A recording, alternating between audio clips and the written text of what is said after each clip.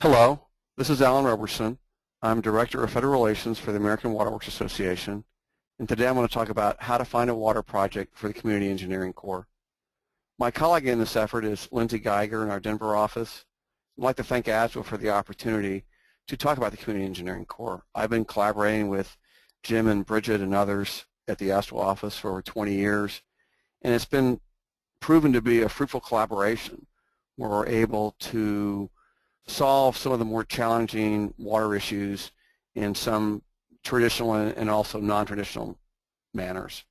So today, again, we're going to focus on how to find a water project for the Community Engineering Corps.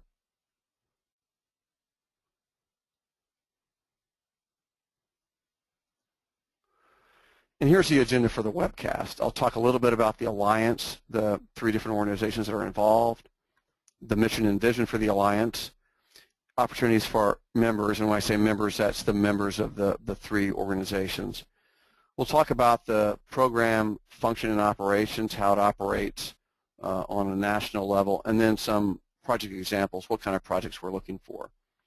Then I'm going to shift a little bit and talk a little bit about the project opportunities and go into a little detail about one example on finding the community and how we built the project team, talk a little bit about the town of Port Royal, Virginia, where I'm trying to help them out. And then finally, at the end, it's what I call the ask.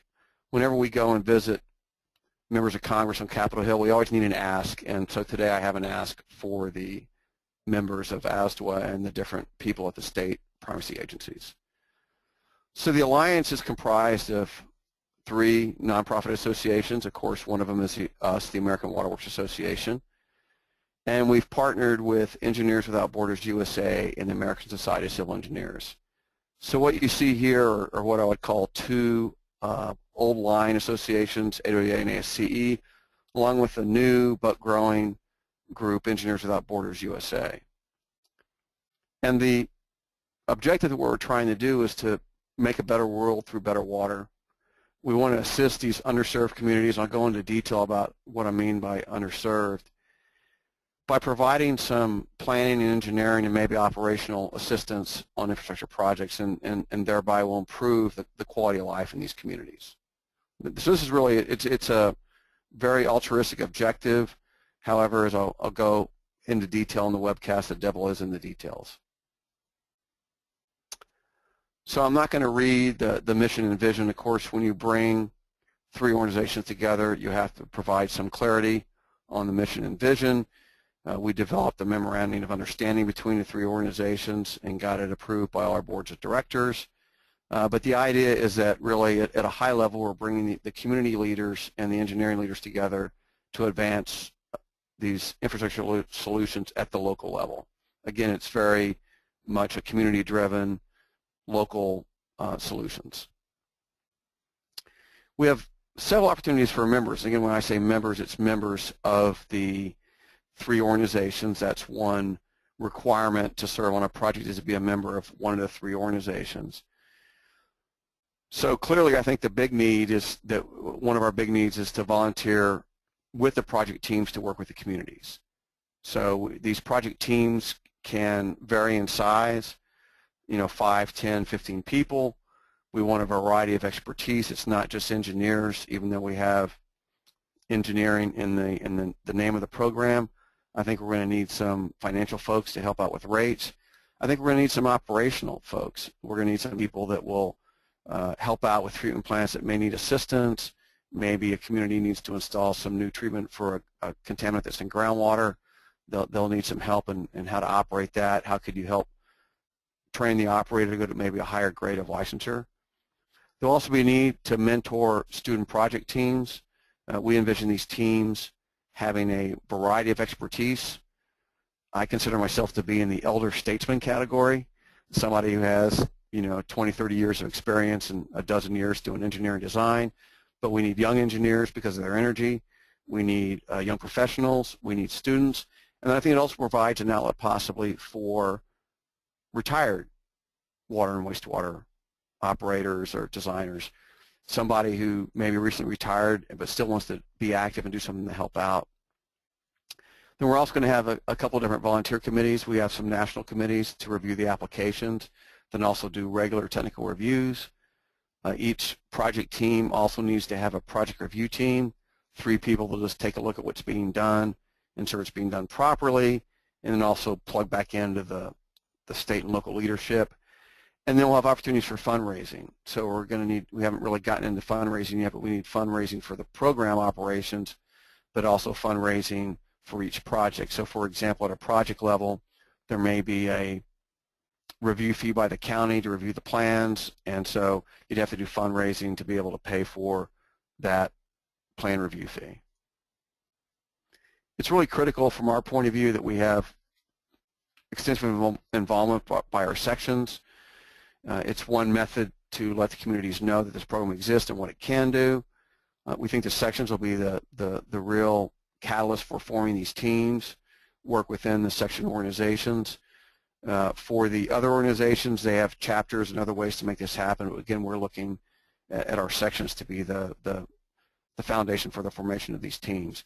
We need to have support of the sections. In other words, the section leadership needs to agree that this project is going to move forward. And I also mentioned that there's a project review team for each project. You need 3 people who are separate from the team that will take a look at it. And again, the sections will be involved in any fundraising that's needed for these section projects.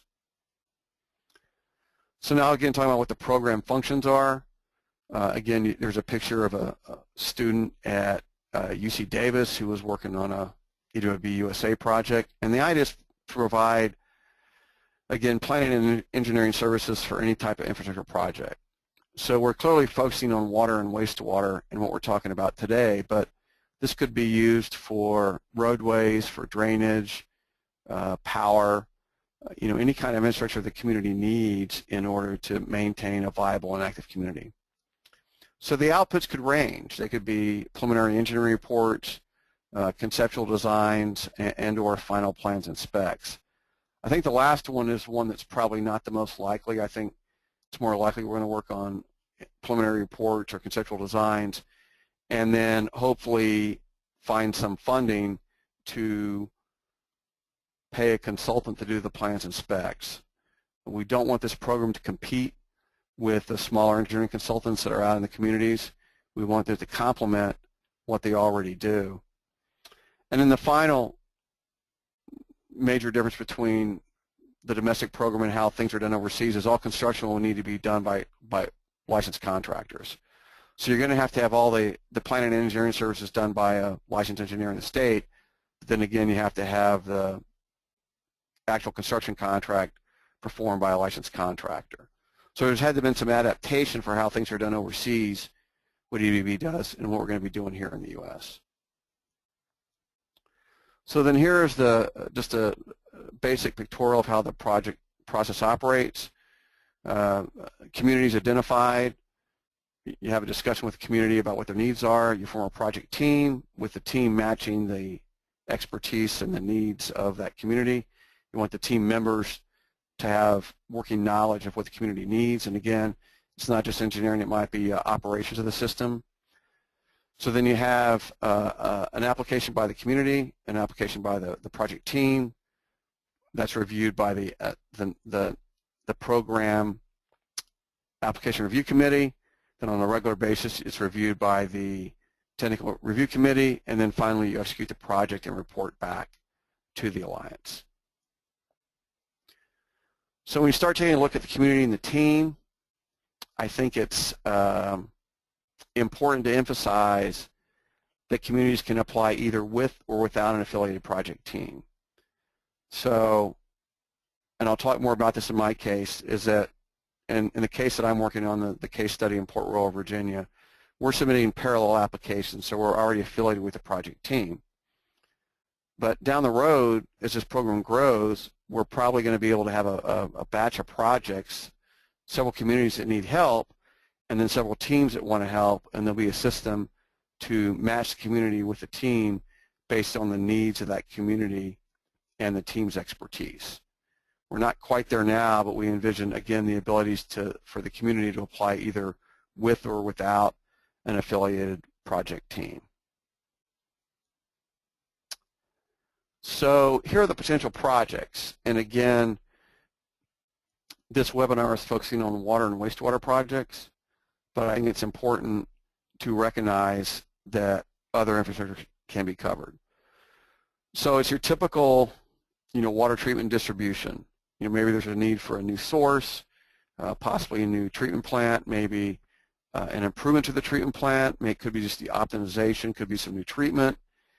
And then clearly there's probably a lot of work that needs to be done in the distribution system. So this can be booster pumping stations, this can be replacing the pipes, doing some work on the storage tanks, whatever is needed. And then clearly a lot of these systems that have drinking water issues may have wastewater issues. So you could take a look at the wastewater collection system and or the treatment plant for the wastewater. And again, we're focusing here on water and wastewater, but the long-term vision for this program is to have it available for all infrastructure.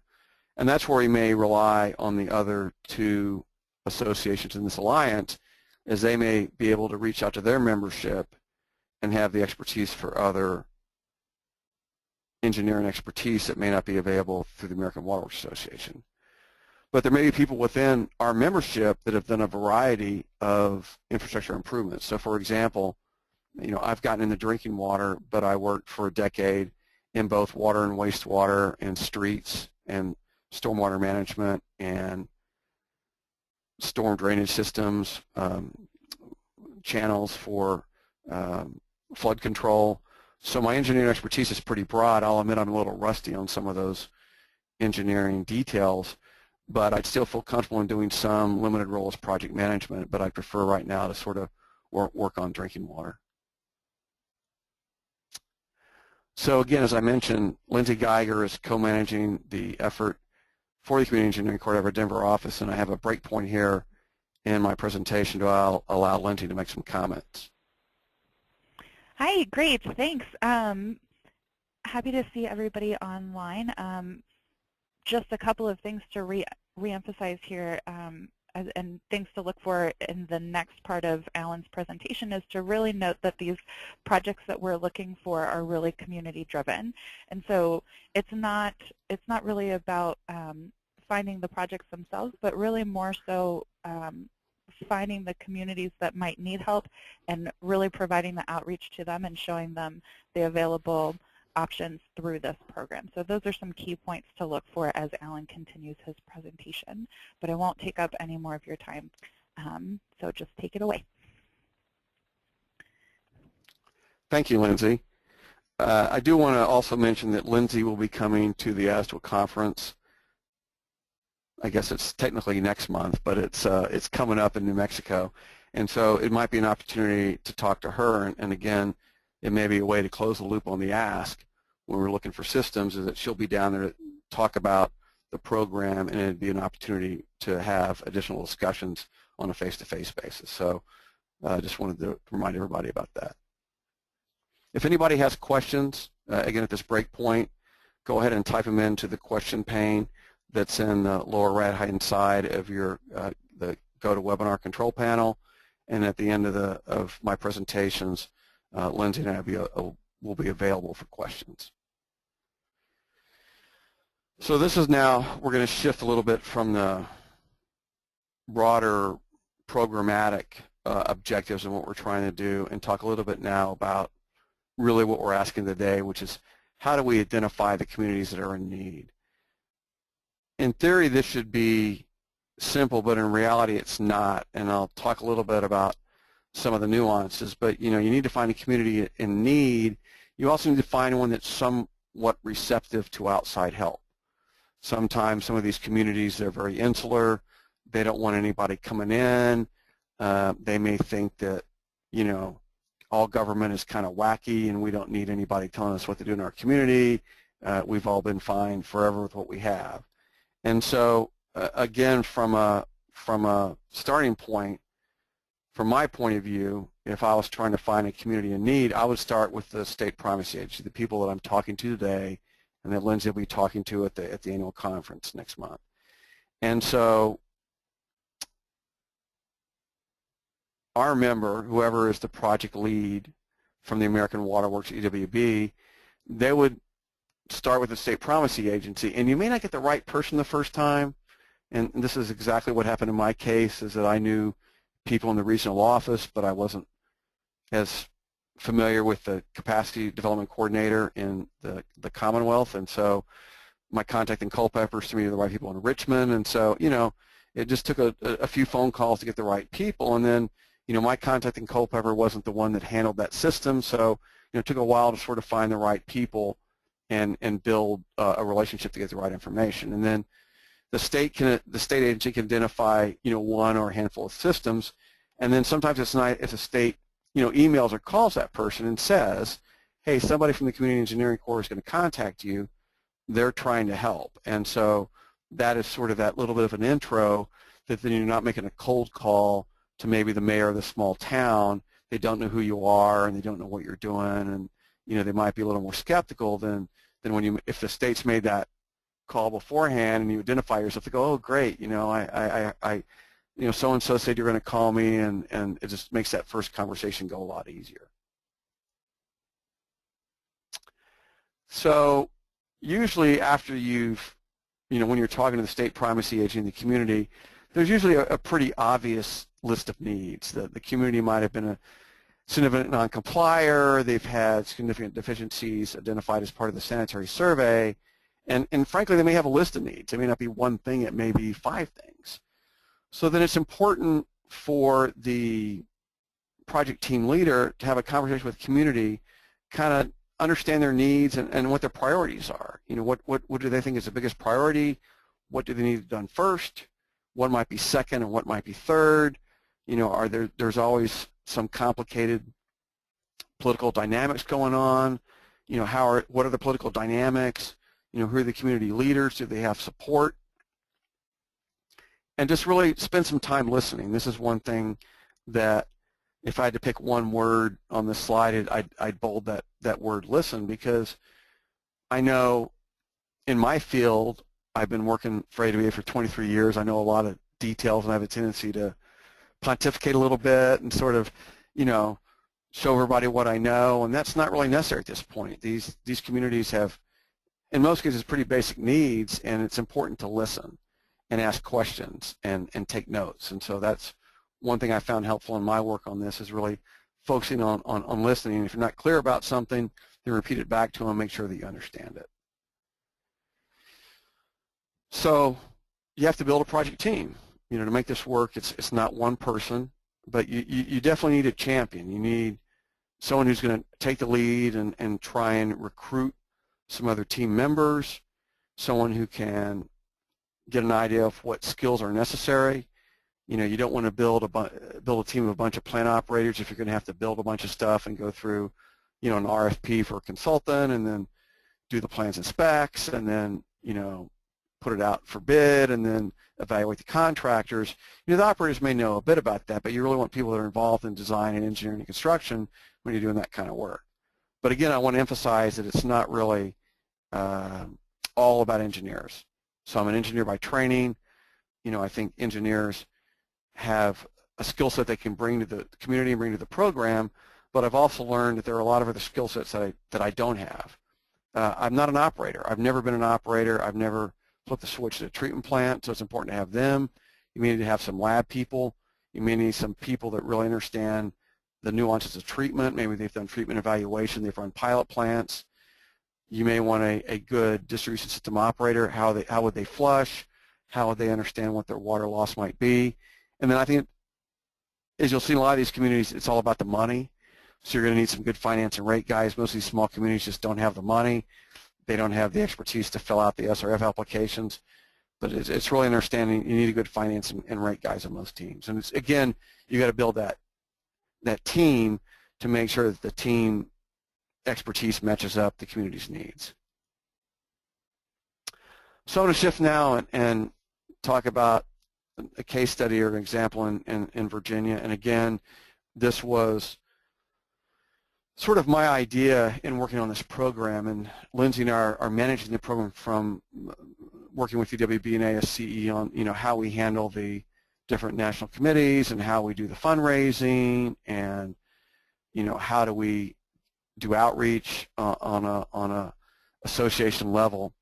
But I thought it'd be informative from my point of view, given my background of having an engineering background and maintaining my professional engineer's license in the Commonwealth, to understand how it really works with boots on the ground. And so it's kind of been a new experience for me, and operating as a volunteer, just like all the other volunteers would have to do this work.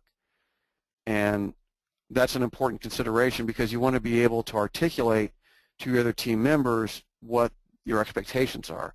You know, how much time is it going to take? What's the turnaround going to be? And so I thought it would be a good learning experience from my point of view to actually work with the local community in Virginia. And then it's also, I think, just a little bit of altruistic from my point of view, is that I got into engineering because I like building stuff. You know, I still like going out to different things that I did the plans for in Northern Virginia and saying, hey, I remember working on that, 25 years ago. There's some satisfaction in that. So I like the idea of maybe doing a little more of that, and particularly trying to help out these communities in need where we can bring some expertise to the table. So I called the regional office of the Virginia Department of Health, and I'm not going to name names here, but my contact there steered me to the capacity development coordinator down in Richmond.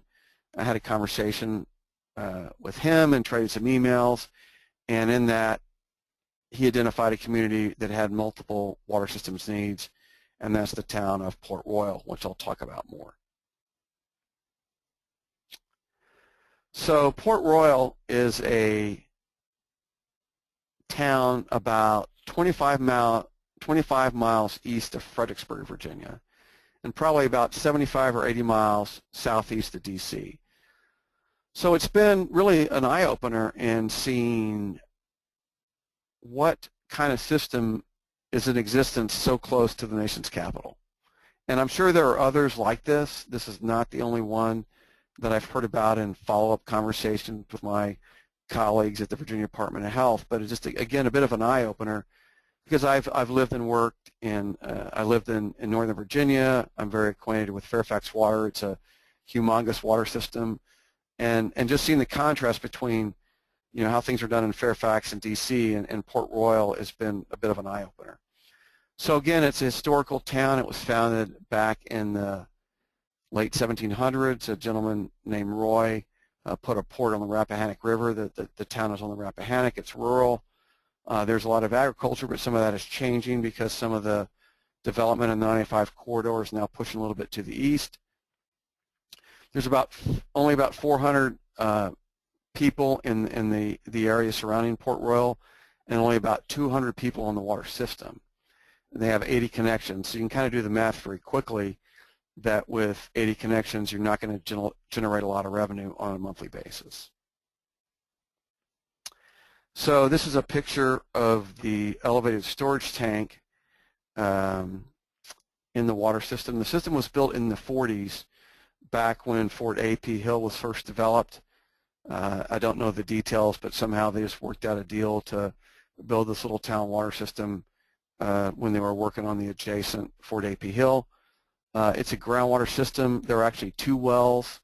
They both produce about 80 to 100 gallons a minute. They're both, what you see here is the well house for one of the wells. The other well is a couple hundred feet to the north. It's to the left of this picture. There's a single 20,000 gallon elevated storage tank that I'm showing here. This is actually an old ground storage tank that was picked up off the ground and put in the air in the 40s.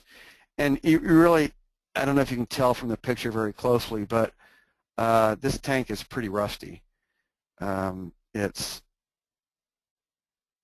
needs to be dismantled and a new tank put in place. That's a fair statement. So back in 1986, the town had a survey done. I think it was done through a university as sort of a pro bono project. So a lot of households complained about adequate pressure. Almost half reported some sediment, and about a third reported some odor issues. So there are lots of water quality issues within this little community. So there's some other infrastructure issues nearby. Wastewater is all handled now by septic. There's a new development nearby where they've done a pilot decentralized system. There's some interest in maybe doing some kind of wastewater system in the future.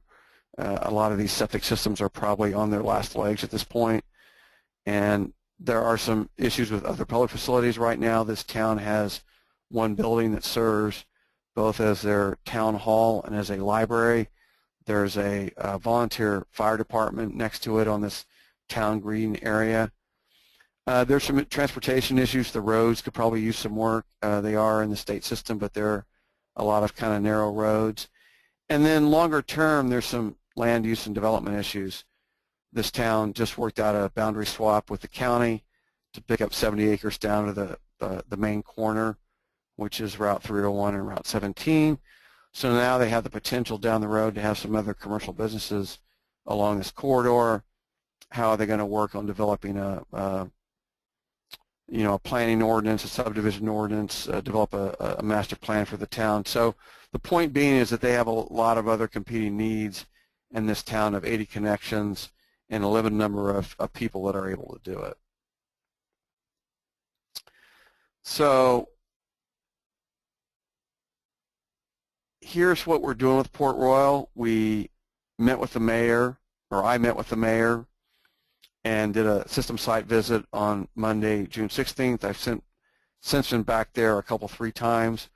One was to have them actually sign the community application. Again, as Lindsay said, these projects are community driven. You need to ensure that you've got buy-in by the local community and the community leaders. So again, the application review and approval, that it's really to help out the publicly owned facilities.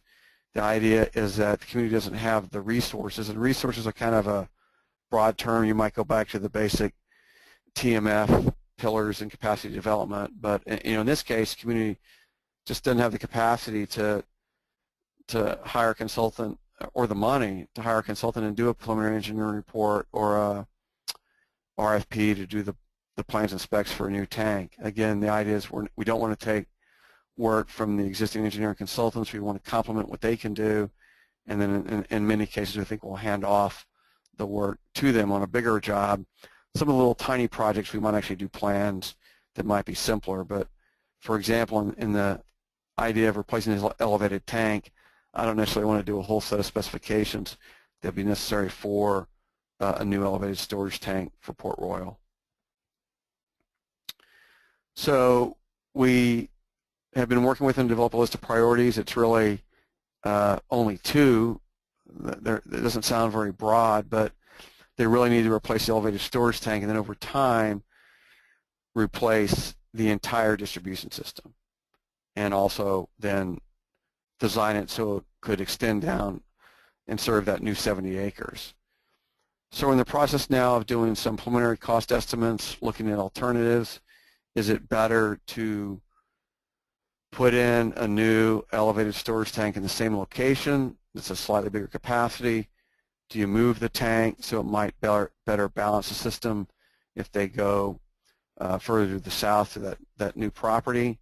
Or do you take a ground storage tank that the town was able to buy an existing ground storage tank from Caroline County for not a lot of money? It's in the Caroline County property yard. Is it cheaper to move that tank on site and then build a booster pumping station and a small pressure tank as a alternative to having a new elevated storage tank?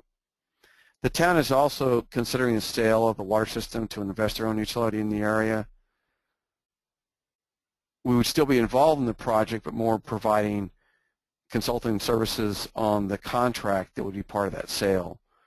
There is a kind of split sentiment in the town of whether to keep the water system so they can maintain control of it and also manage the extension for that new property, or should they focus their efforts, sell the system, focus their efforts on doing the subdivision ordinance and doing a master plan for that property and let the investor-owned system do the work that's necessary to replace the tank and work on the distribution system. And again, we're not providing any recommendation one way or the other. We're providing the cost estimates. That's really a town decision. The investor-owned utility is also a member of the American Water Works Association. I don't want to make them angry at us for what we're trying to do here, but I just want to provide advice to the town and let them make their own independent decision. Then as once we figure out the path, we're going to sign an engineering services agreement because that provides me and my team with the standard errors and omission and liability insurance.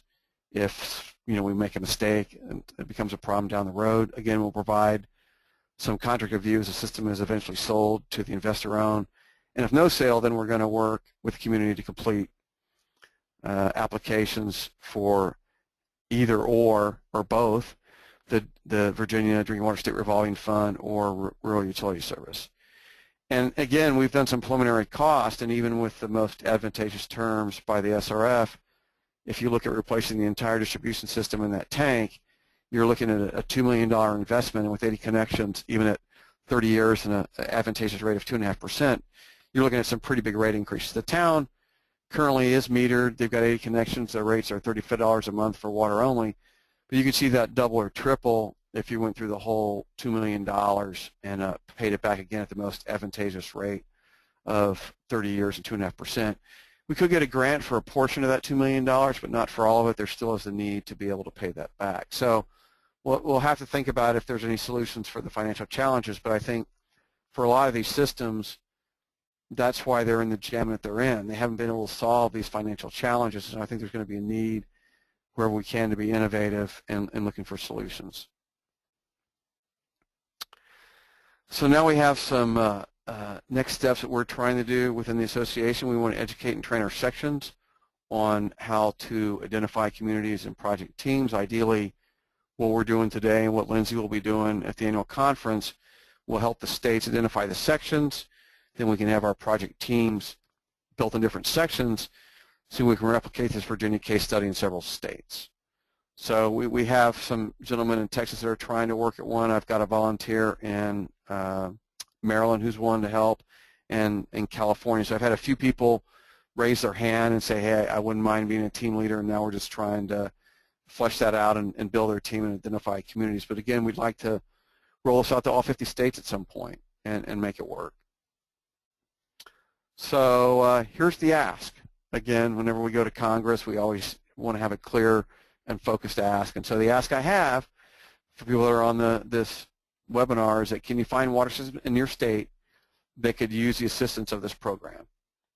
And so you can think about that and try to identify some systems, and then if you want, then please pass on that system information. You pass it on to myself for the states that are east of the Mississippi, and then send them to Lindsay for the states that are west of the Mississippi. And again, we'll take it from there as far as working with the sections and building the project teams. And in those cases where we submit them in parallel, we'll put both applications at the same time. There may be some cases where we may have a matching program that goes on. The current projects that EWWA does don't necessarily have people working in the same state. For example, they have students at Georgia Tech that are working on a Navajo reservation in Arizona. There's a professional team in the Houston area that's working on the Indian reservation in the Dakotas. So you can go a pretty big distance. I've personally found it to be helpful in my case to be able to go to the Port Royal for a morning or an afternoon and build up a relationship with the local leaders.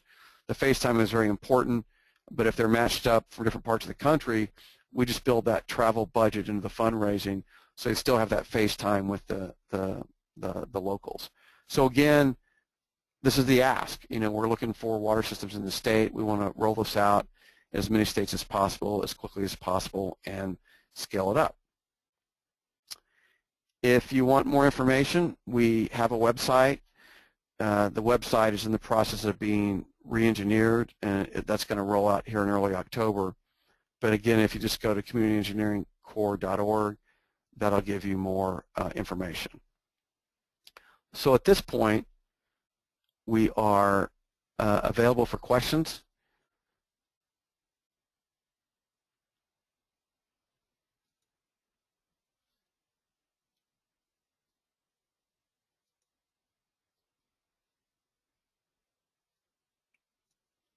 Got it. Okay. So I'm going to start answering questions here. Joanna asked a question, does the water system need to be publicly owned? That's a question I'm honestly not sure about. I I don't think so. I think we're looking for community need that are in needs. I think we're more concerned that there are a lot of these small homeowner association, groups that are not really an authority or a town that still need the help. I think many investor-owns probably are able to figure out how to get the money, but it doesn't necessarily have to be publicly owned from what I understand. But I will double check and get that information back to ASDWA. So again, I think Jennifer asked the same question, is it just for municipal systems? And my answer is no. I think it's really for communities or systems that are in need. So Jennifer asked another question, how much do the subsections know about this? When did this begin? The program really just began this year in 2014. So we started working on it at the end of last year. We had to go through several iterations of the MOU to make it work. Our board voted on it in January along with ASCE and AWWA's board. And then we had a launch event in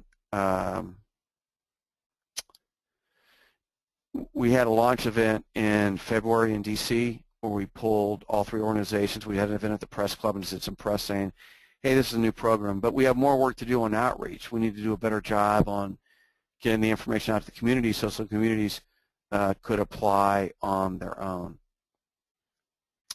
So Cynthia's asked a good question. What do the applicants do to show that they are in need? Provide tax record or census data, et cetera.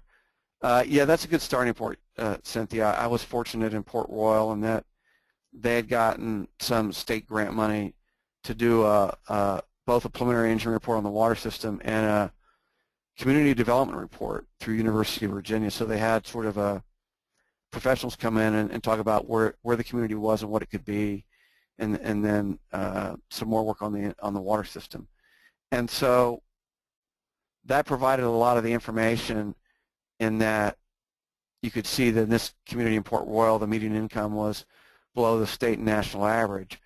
But in most cases, the need doesn't necessarily have to be financial data. It may just be that they're stuck. They haven't been able to access the current state programs, the SRF, or even filling out an SRF application because these people in these communities are volunteers, and that application to them is a big lift. And so the data can help. The data will probably be useful maybe as part of that application process. But usually what I've seen in talking at least with the state of Virginia is that the state people know who the systems in need are.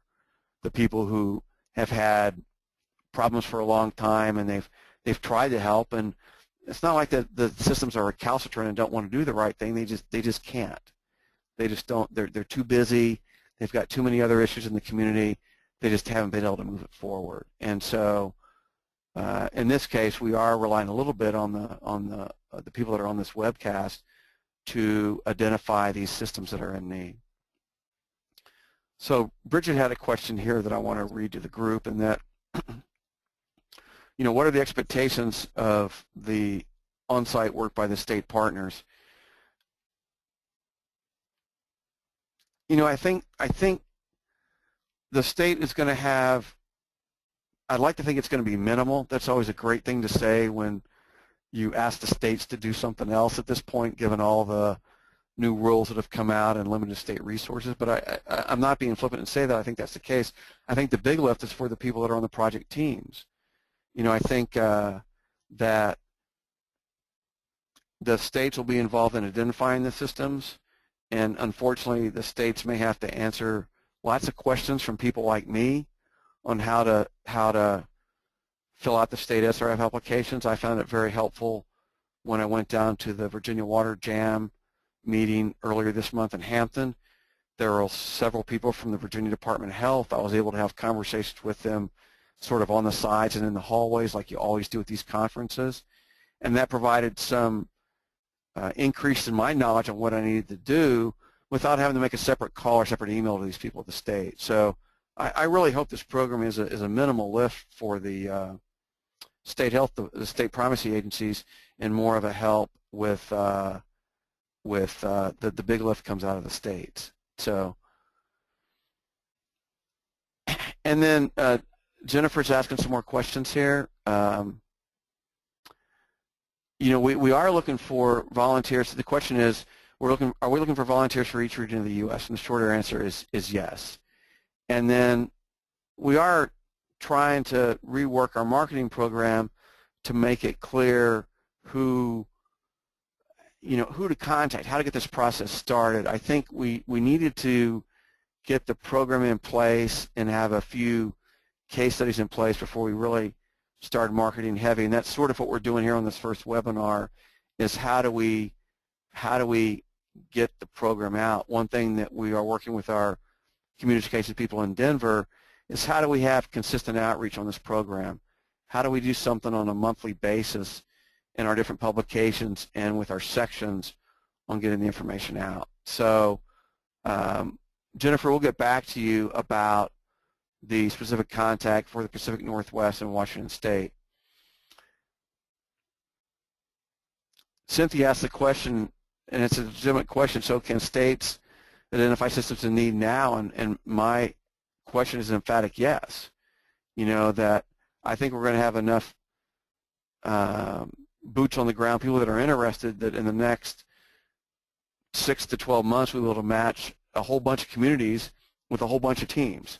Now, how many that's going to be, I don't know, but I think that we're ready to go. I think we've done what we need to do on getting the programmatic systems in place to make sure that we have the quality of work that we need to have done. In other words, we've gotten the application review committee staff, we've gotten a technical review committee, we've kind of gone through the process. But, you know, I want to be up front and say the real lift, I think, again, is on the, you know, finding a person that's going to be the team lead, the champion, because that person has to identify the other volunteers that he needs, plus work with the section to find an additional 3 to be on the project review team. So I think we're going to have enough people to do that, but I want to be up front with anyone who asks about this, as there is a bit of a lift on the project team.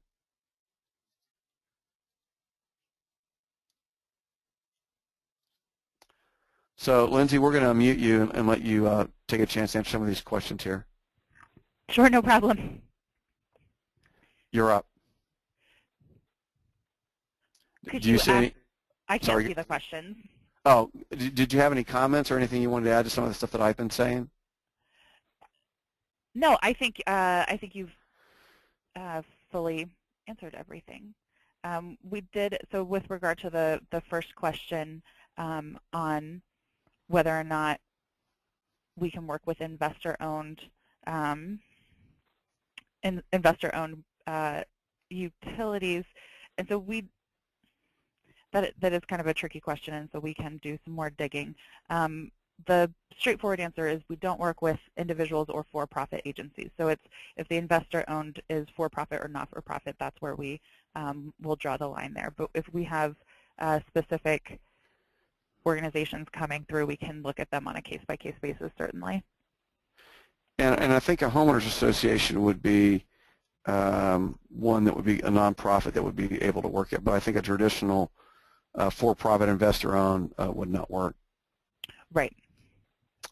Okay, so I got a couple more questions here. Bridget had a good one. Is that, do you only do pumps and pipes, or can you help systems develop a business plan or other efforts? And the short answer is yes. I mean, it's become clear to me that in working with Port Royal and replacing the tank and doing a part of the distribution system in the first loan, you know, one of the things you'd have to do in their rate increase would be have a rainy day fund and have a depreciation fund. They haven't been doing that, and that's some of the reason they're in the jam they're in now. So how do we figure out how much that should be and develop a long-term business plan so that 50 or 75 years from now, if they need to replace the pipes again, now they have the money, or they have most of the money and they just want to do a loan for a piece of it, whatever it might be.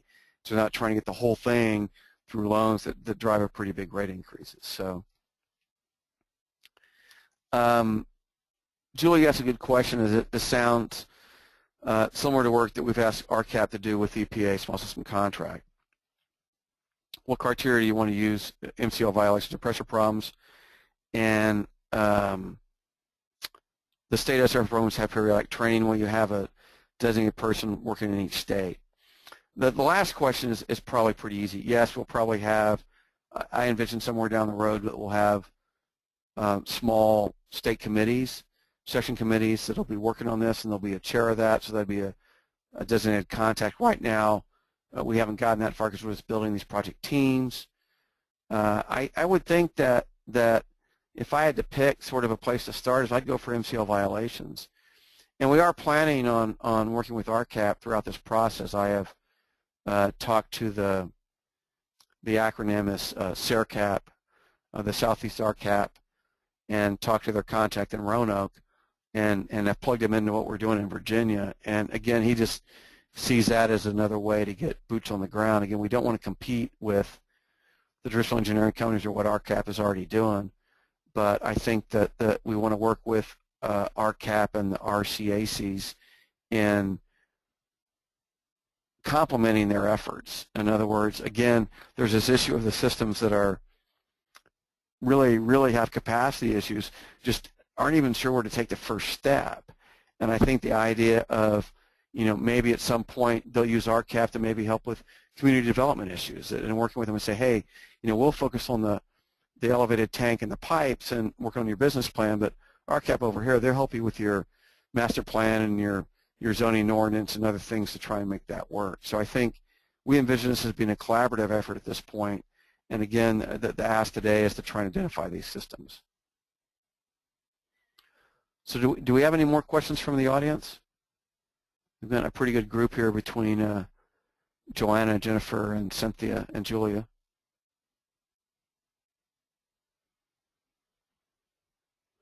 Well, if there are no more questions, I'm sure nobody complains if we get done 10 minutes early at this point.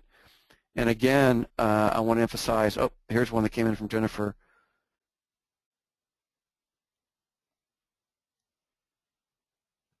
Does the community need to be in before we submit the list? No, the list of potential communities would come to us, and then our team would work with the state staff to figure out the one that would be the most likely, and then we'd have that community submit an application again in parallel or separately from the project team. So, and I would also recommend, I think if you give us a list of 20 systems, that might be a little bit overwhelming. I think we're looking at a handful to try and start the program, and then it'll build. And at some point, though, we could envision, several hundred projects, and again, all 50 states. Engineers Without Borders has lots of projects in many countries, and we want to try and again bring this program in here. So the idea being is that we work to identify the community, identify the project, and then get them in the program by submitting the application. So again, with that question, I'd like to try and wrap up. Again, Lindsay will be down at the ASDWA conference in New Mexico next month. If there's a systems that you know about, West Mississippi, send that information to her at the email. If they're on the East Coast, send them to me. And then hopefully we can continue our collaboration, and at this time next year, either at the annual conference or the Washington conference next year, we'll have some good news to report. And again, I'd like to thank ASDWA for the opportunity to reach out to all my colleagues in the various states and the Commonwealth. Don't want to forget the 4 Commonwealths we have in the United States. And again, I'd also just thank you for all the work that you do. I'm here in D.C., as I say, pushing paper and doing some interesting stuff, but not quite the boots on the ground that I see with what the states and these utility operators have to do 24/7. And so again, if you have any more questions, feel free to contact either me or Lindsay. But at that point, we'd like to sign off, and thanks again.